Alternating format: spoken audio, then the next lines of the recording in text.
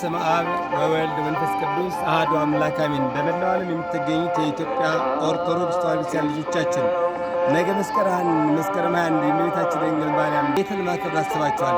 ይህ የምንገኝበት ድንቅ ሰሪዋ ታምረኛዋና ገናናዋ ዕውር የሚበራባት ሙታን የተነሱባት ለምጻሞች የነጹባት በርካታ ሰዎች በዚህ ቦታ መጥተው ምስክር የሰጡታት የእመቤታችን የድንኳኗ ማርያም የቃሊቲዋ ቁስቋም ማርያም እንገኛልና በነገው ዕለትም የቃል ኪዳኑን ታቦት ወጥቶ ሕዝበ ክርስቲያኑ ይባረካሉ።